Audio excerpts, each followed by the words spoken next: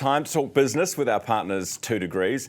Investors in the collapsed Deval property group have had another big knockback with a case thrown out of court before it's fully heard.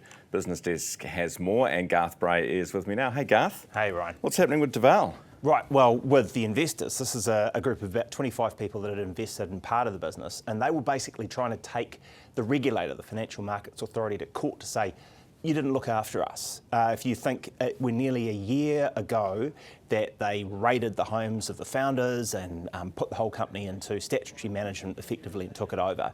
Just before that happened, a bunch of investors had switched some of the money they had in some kind of funds into shares in a Deval company, and that puts them at the bottom of the heap as far as any kind of insolvency goes on. And the FMA had looked at that scheme and it had sort of pulled back from criticising it. And the investors are saying, oh, well, that's kind of like a green light. You let us go ahead, and then you run in there and invade take the place over. So you must have stuffed up. It's a little bit like when people have a leaky home and the builder has collapsed and they go after the council. Yeah. Well, except in this case that the FMA is saying, well, we're not like the council. We don't approve these things, so you shouldn't have taken anything from us taking a look at it and stepping back. Anyway, this is being basically sort of tossed out of court, unfortunately. Why did the judge decide that? Yeah, right. Well, this was a strikeout application by the FMA to say we don't think there's a case to hear here because we're not the approval agency. And the judges basically said, look, I buy that.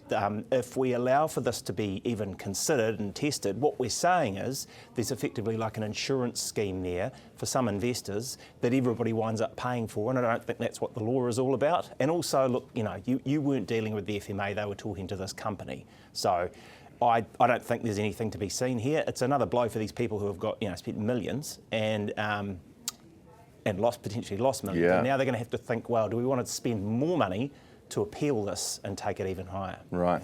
Now, there's a lot of money in pet food, and we know this because there's actually been some quite successful Kiwi pet food companies that have gone global, right? And then sold, and it's like, oh, there's $100 million. You think, what the hell? Yeah, but a lot of people have pets. A lot of people like pet food. In China. Yeah. Especially in China, where apparently in the last 5 years, 50% growth in the number of pets, 70 million cats, 52 million dogs in homes because, smaller homes, they're getting older, only one kid.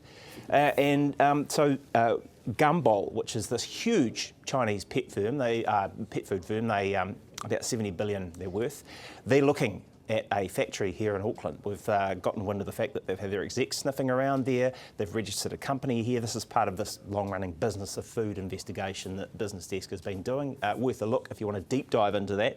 But I guess, even more reason to be looking in New Zealand, given that they export a lot of stuff to the US. They supply Walmart with a lot of its private label kind of pet food treats and things. Yeah. So is this a getting around a tariff thing? Well, probably not when they started looking, but now that China's sort of on the gun for sort of 30, 35%, 145%, check which week the press release was dated from the White House. And they've got manufacturing in Thailand. I think Thailand's up for about a 30% tariff. And so we're looking like a better prospect, but they reckon they can't beat our meat. They love it. Premium meat. Fascinating. And a good place to do business, they're saying. Now, how do you get to work? Because we know that you ride a bike to work. How do you go in the fog? It was really thick this morning. I mean, I looked in the car, it was dangerous enough. Eerily quiet. I was all on my own, so no worries. So how many lights have you got on that thing? Actually, one of them was out this morning, so I was a wee bit worried. It's dangerous. Oh, yeah, taking risks all the way. You want to light yourself up like a disco ball if you're on a bike, especially in Auckland, I would have thought. Yeah. Hey, good to see you, Garth. See you tomorrow. That's Garth Bray from BusinessDesk. We talk business every day with our partners 2 Degrees. It is 20 away from 8 now.